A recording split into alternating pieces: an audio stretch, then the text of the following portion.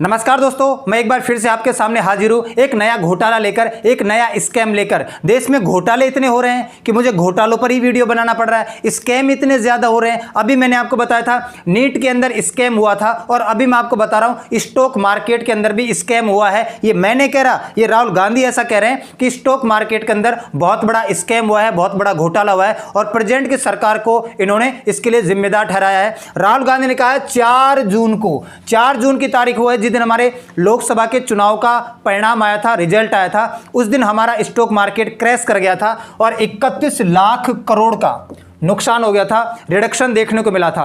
तो 4 जून 2024 को जिस दिन लोकसभा का परिणाम आया, रिजल्ट आया, उस दिन हमारा स्टॉक मार्केट के अंदर 31 लाख करोड़ रुपए का नुकसान देखने को मिला। यह मार्केट बिल्कुल क्रैश कर गया था, ऐसा कहा है राहुल गांधी ने और प्रेजेंट की सरकार को इसके लिए जिम्मेदार ठहराया है। अच्छा, और इन्होंने जेपीसी की मांग भी की है, ज्वाइंट पार्लियामेंट्री कमेटी के द्वारा इस मुद्दे की, इस मामले की जांच करवाई जाए, इन्वेस्टिगेशन करवाया जाए बड़े पैमाने पर, क्योंकि यह वाकई घोटाला है, वाकई एक मामला है, एक बड़ा स्कैम है। तो क्या ये स्कैम है या नहीं है? राहुल गांधी क्या क्या कह रहे हैं वो मैं आपको बताऊंगा कि क्या क्या आरोप लगाए हैं, कैसे वो इसको एक घोटाला बता रहे हैं और प्रेजेंट की सरकार ने, बीजेपी ने इसको कैसे डिफेंड किया है वो भी हम डिटेल में समझने की कोशिश करेंगे। सबसे पहले जेपीसी क्या होती है इसको मैं आपको समझा देता हूं।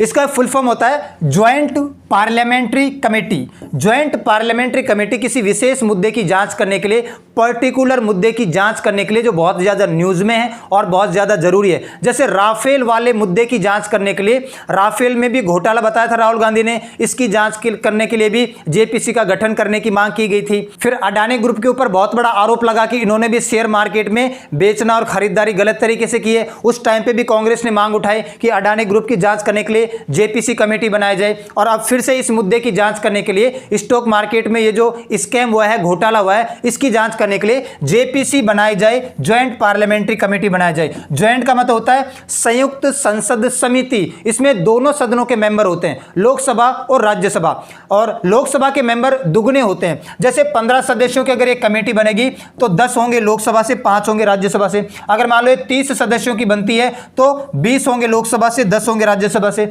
अगर मान लो 45 सदस्यों की बनती है तो 30 होंगे लोकसभा से और 15 कहां से होंगे? राज्यसभा से। तो लोकसभा के सदस्य लगभग दुगने होते हैं। तो दोनों सदनों के बड़े बड़े एक्सपर्ट को, जानकार को, है ना, पढ़े लिखे लोगों को मिलाकर एक कमेटी बनाई जाती है और एक किसी विशेष मुद्दे की जांच करती है और ये बहुत ही पावरफुल होती है। ये जिस भी अथॉरिटी को ऑर्डर दे देती है, चाहे वो कोर्ट हो, चाहे वो पुलिस हो, चाहे वो आपका आरबीआई हो, जिस भी प्रकार की गवर्नमेंट अथॉरिटी है या कोई प्राइवेट अथॉरिटी है या विभिन्न प्रकार के एक्सपर्ट को या आम जनता को जो भी ये बोलती है उसको साक्ष्य सबूत पेश करने पड़ते हैं, इसके पास आकर बताना पड़ता है जो भी ये पूछती है। तो जेपीसी प्रोब की मांग की है, इसके माध्यम से इस मामले की जांच करवाई जाए। उसके बाद हम ये समझते हैं कि राहुल गांधी ने कहा क्या है। राहुल गांधी ने प्रेजेंट की सरकार से 3 क्वेश्चन किए हैं और वह क्वेश्चन क्या क्या है? राहुल गांधी ने पहला क्वेश्चन किया है, why did prime minister and home minister give specific investment advice to 5 crore families investing in the stock market. प्रधानमंत्री नरेंद्र मोदी ने और हमारे गृह मंत्री अमित शाह ने कुछ विशेष परिवारों को ही ऐसा क्यों कहा कि 4 जून से पहले पहले आप स्टॉक मार्केट के अंदर खरीदारी कर लो, है ना, 4 जून के बाद करोगे तो आपको कुछ दिक्कत हो सकती है। ऐसा कहा नहीं, मतलब तो यही है कि 4 जून से पहले पहले आपको खरीदारी कर लेनी है। इससे पहले जितना भी स्टॉक करना है कर लो, क्योंकि 4 जून के बाद हमारी सरकार आने वाली है। हमारी सरकार नहीं आएगी तो किसकी सरकार आएगी, ऐसा भी बोला गया था। तो उन्होंने एक पॉजिटिव आंसर दिया कि भाई 4 जून को जो परिणाम आएगा ना उसमें बीजेपी जीतेगी, तो आप बेखौफ, बिना झिझक के, बिना डर के बड़े पैमाने पर खरीदारी कर सकते हैं, आपको फायदा ही होगा। तो ऐसा क्यों कहा प्रधानमंत्री और गृह मंत्री ने? दूसरा क्वेश्चन दागा है राहुल गांधी ने, दोनों ने ही एक ही मीडिया हाउस को इंटरव्यू क्यों दिए? प्रधानमंत्री नरेंद्र मोदी ने भी और गृह मंत्री अमित शाह ने भी, दोनों ने ही एनडीटीवी को इंटरव्यू दिया है। और वो एनडीटीवी जिसकी जांच पहले से कर रही है SEBI, security and exchange board of India. जैसे हमारे बैंकिंग सिस्टम का बॉस आरबीआई है ना, वैसे इस स्टॉक मार्केट का बॉस है SEBI, security and exchange board of India. SEBI पहले से ही एनडीटीवी की जांच कर रहा है कि एनडीटीवी मैनिपुलेट करता है, जालसाजी करता है, स्टॉक मार्केट के अंदर ये गड़बड़ी करता है। तो एनडीटीवी की पहले से ही सेबी जांच कर रही है। उस एनडीटीवी को ही प्रधानमंत्री और गृह मंत्री ने, दोनों ने उसी को अपना इंटरव्यू क्यों दिया? और तीसरा आरोप इन्होंने लगाया है, क्या कनेक्शन है बीजेपी के बीच में और फेक एग्जिट पोल के बीच में। आपको पता है कि एग्जिट पोल बताए गए थे फेक तरीके से कि भाई बीजेपी वापस आने वाली है, 400 पार कर जाएगी इस बार, ये वापस से बीजेपी गवर्नमेंट बनाएगी। तो ये जो फेक एग्जिट पोल बताए गए हैं इनके बीच में और बीजेपी के बीच में क्या रिलेशन है।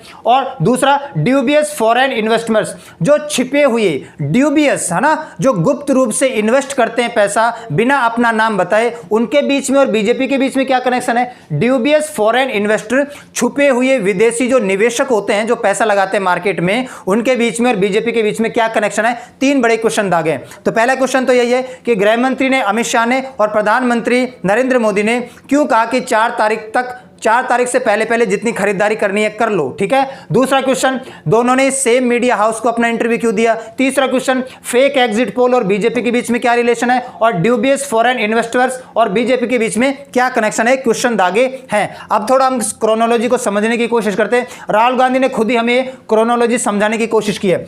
13 मई को गृह मंत्री अमित शाह ने एक इंटरव्यू दिया था और कहा था कि 4 जून को जो चुनावी नतीजा आएगा ना, उसमें हमारी सरकार की जीत होने वाली है, वापस से हम ही सरकार बनाएंगे, हम ही गवर्नमेंट बनाएंगे। तो आप खरीदारी जितनी करनी है 4 जून से पहले कर लो, क्योंकि 4 जून के बाद जब हमारी सरकार बन जाएगी आपको फायदा ही फायदा होने वाला है। तो ये इंटरव्यू दिया था एनडीटीवी को इन्होंने बाय बिफोर 4 जून, 4 जून से पहले जितनी खरीदारी करनी है उतनी कर लो, 4 जून के बाद हमारी सरकार बनने वाली है और आपको फिर फायदा होने वाला है, तो आप खरीदारी कर लो बंपर लेवल पर। तो 13 मई को तो इन्होंने कहा।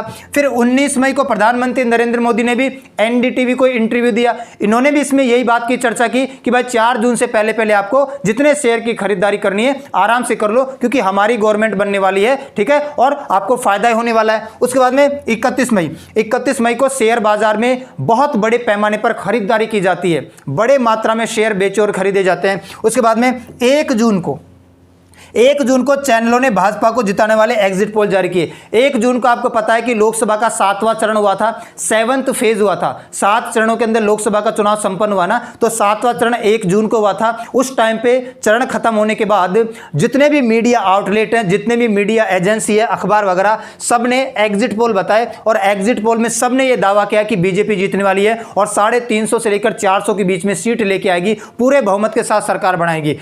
359, 371, 353, 378, 342, 362, 400, 401। तो ज्यादातर जो मीडिया आउटलेट है सबने इस बात का दावा किया कि बीजेपी लगभग 350 से लेकर 400 के मार्जिन में सीट लेके आएगी, वापस से सरकार बनाएगी। ऐसा हुआ नहीं बल्कि, लेकिन दावा तो ऐसा ही किया गया। तो जब यह दावा किया गया 1 तारीख को, तो फिर बम्पर उछाल देखने को मिला। किस तारीख को? 3 तारीख को शेयर मार्केट में रिकॉर्ड उछाल देखा गया। बड़े पैमाने पर लोगों ने शेयरों की खरीदारी करना स्टार्ट कर दिया। उसके बाद में 4 जून को जब बहुमत नहीं मिला, बीजेपी को उतनी सीट नहीं मिली जितनी सीटों का दावा किया गया था। एक्चुअली में इनका यह कहना है कि बीजेपी ने ही इन मीडिया आउटलेट को यह कहा था कि आप ऐसा बताना, ऐसा माहौल बनाना कि हमारी सरकार बन रही है ना, हम ही 400 पार लेके आएंगे। तो बीजेपी के कार्यकर्ताओं ने, बीजेपी के लोगों ने ही अपनी मर्जी से मीडिया आउटलेट को पैसा भर भर कर इनसे यह बुलवाया है कि भाई आप ऐसा दावा करो कि हमारे 350, 400 के आसपास सीट आएगी, ठीक है। उसके बाद में 3 तारीख को उछाल देखा गया और 4 जून को जब हमने ये देखा कि बीजेपी 272 का आंकड़ा भी पार नहीं कर पाई है, 240 सीटों पर ही सिमट कर रह गई है, तो 4 तारीख को मार्केट क्रैश हो गया। 3 तारीख को सबसे चरम सीमा पर था ये।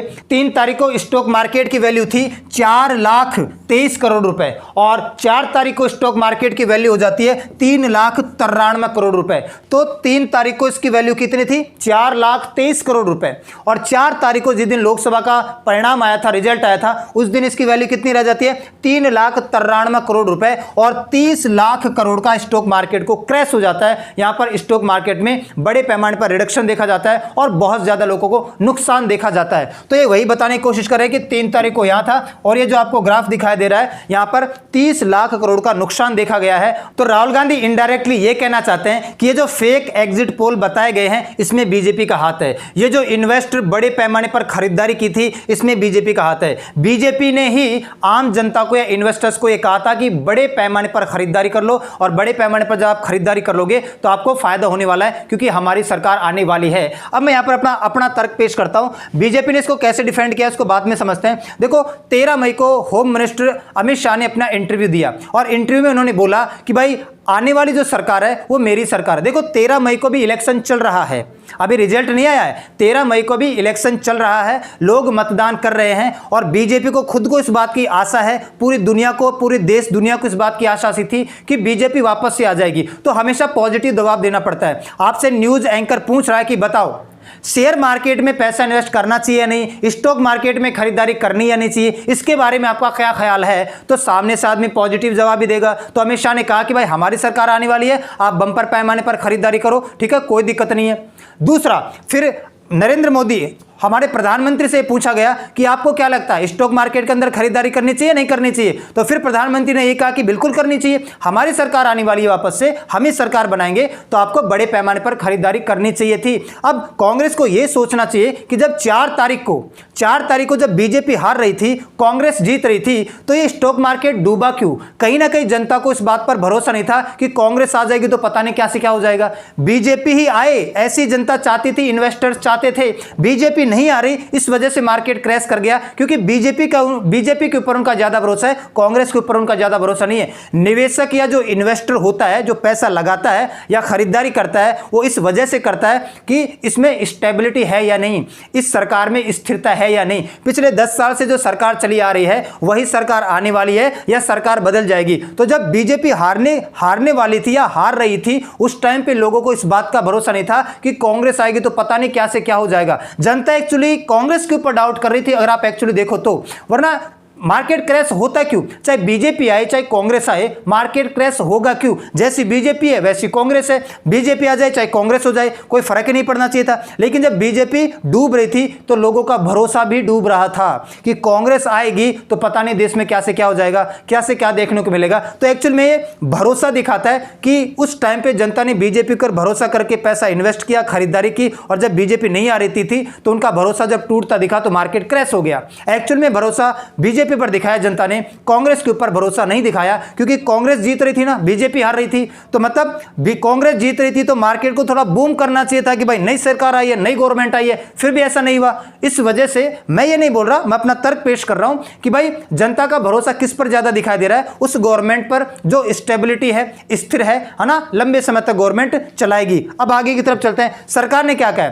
मंत्री हैं, कॉमर्स मिनिस्टर है ना, पीयूष गोयल, उन्होंने ये कहा कि बीजेपी ने कहा कि राहुल गांधी ने जो एलिगेशन लगाए हैं, आरोप लगाए हैं स्टॉक मार्केट के ऊपर, वो बिल्कुल बेसलेस है, निराधार है, बिल्कुल बेसलेस है, इनका कोई आधार नहीं है, इनमें हमारा कोई भी लेना देना नहीं है, हमने कोई अंदर से गड़बड़ी वगैरह नहीं की है। अब यहां पर अगर आप एक बात देखोगे तो यहां पर बात क्या देखोगे?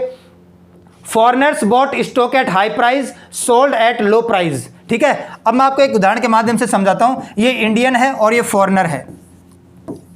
जब ये बोला गया कि वापस से बीजेपी की गवर्नमेंट आ रही है, बीजेपी की सरकार आ रही है, तो फॉरेनर्स हैं जो विदेशी है, उन्होंने हाई इंटरेस्ट के ऊपर, है ना, हाई इंटरेस्ट के ऊपर, हाई प्राइस के ऊपर बड़े पैमाने पर खरीदारी करना शुरू कर दिया। मान लो 10 रुपए के हिसाब से खरीदा, तो इंडियन इन्वेस्टर ने, है ना, हाई प्राइस पर बेचा है और फॉरेन इन्वेस्टर ने हाई प्राइस पर खरीदा है। तो इंडियन ने इसको बड़ी कीमत पर बेचा है और इसने बड़ी कीमत पर खरीदा है। और जब 4 तारीख को पता चला कि बीजेपी गवर्नमेंट नहीं आ रही है, तब इसने इसको लो प्राइस में निकाल दिया, बहुत ही कम कीमत पर निकाल दिया। इसने 10 रुपए का खरीदा था और इसको इसने 7 रुपए का या 8 रुपए का बेच दिया। तो मैं आपको यह बताना चाह रहा हूं, मतलब पीयूष गोयल आपको यह बताना चाह रहे हैं कि इंडियंस ने हाई प्राइस पर बेचा है और फॉरेन इन्वेस्टर्स ने हाई प्राइस पर खरीदा है। और जब 4 तारीख को पता चला, पहले तो इनको यह भरोसा था फॉरेन इन्वेस्टर्स को कि भाई बीजेपी गवर्नमेंट आने वाली है ना, स्थिरता रहेगी, स्टेबिलिटी रहेगी। और जब इनको पता चला बीजेपी गवर्नमेंट नहीं आ रही है, स्थिरता नहीं रहेगी, तो फिर इन्होंने जो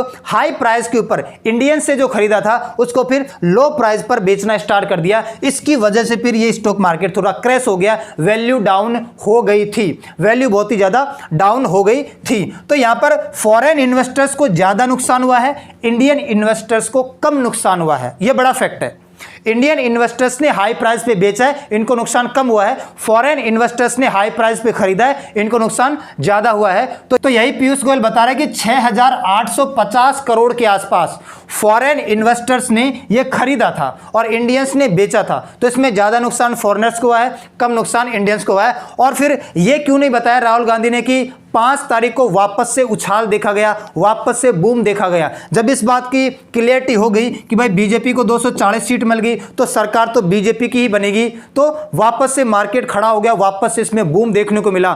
3 तारीख को ये मार्केट जहां था वापस से 5 तारीख को वहीं आ गया। ठीक है, 4 तारीख को लोकसभा का इलेक्शन आया था, 3 तारीख को बड़े पैमाने पर इसमें उछाल देखने को मिला। 4 तारीख को एक क्रैश हो गया और 4 तारीख को क्रैश होने के बाद जब रात तक जाते जाते पता चल गया कि बीजेपी वापस से सरकार बनाने वाली है, तो फिर 5 तारीख को ये वापस से उठ खड़ा हो गया, वापस से बूम पर आ गया। ये तो राहुल गांधी ने बताया नहीं, राहुल गांधी ने केवल यहीं तक बताया है कि भाई 4 तारीख को क्रैश कर गया था। ये क्यों नहीं बोला कि 5 तारीख को जब ये पता चल गया कि बीजेपी आने वाली है, वापस से देश में स्थिरता आने वाली है, स्टेबिलिटी आने वाली है, वापस से जहां पर 3 तारीख को था वहीं पर उसी स्टेज पर ये वापस से आ गया था। ये शायद राहुल गांधी ने नहीं बताया। बाकी आप समझदार हैं, तर्क आपका भी हो सकता है ना। जो मुझे बताना था, जो राहुल गांधी को बताना था, जो बीजेपी को बताना था, सब ने अपना अपना तर्क दे दिया है। ठीक है, तो ये स्टॉक मार्केट का क्रैश बोला गया है कि स्टॉक मार्केट में बहुत बड़ा घोटाला हुआ है और इसकी जेपीसी जांच करवाई जाए। राहुल गांधी ने सरकार के ऊपर, मतलब बीजेपी के ऊपर बहुत सारे आरोप लगाए हैं। तो आज के लिए इतना ही करते हैं,